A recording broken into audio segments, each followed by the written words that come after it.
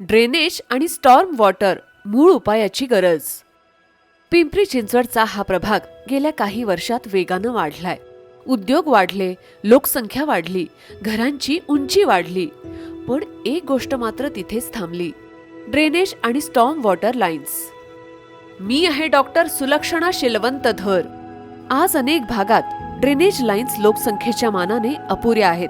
त्यामुळे वारंवार चोकअप, दुर्गंधी आणि आरोग्याचे धोके निर्माण होत आहेत.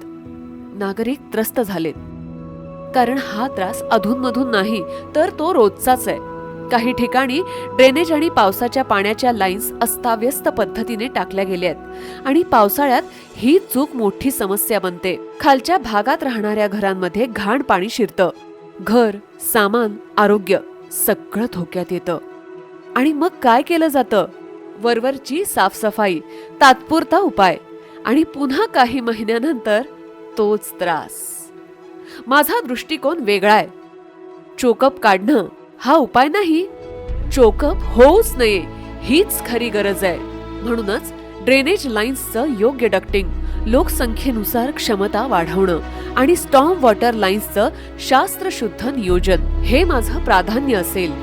कारण करदात्यांचा पैसा वारंवार साफसफाईवर खर्च करण्यापेक्षा एकदाच योग्य कामावर खर्च झाला पाहिजे. मी आहे डॉक्टर सुलक्षणा शिलवंत धर. माझ्यासाठी विकास म्हणजे तात्पुरती मलमपट्टी नाही, मूळ समस्येवर कायमचा उपाय. स्वच्छ निचरा, सुरक्षित घरं आणि आरोग्यदायी परिसर हेच माझं स्वप्न आहे.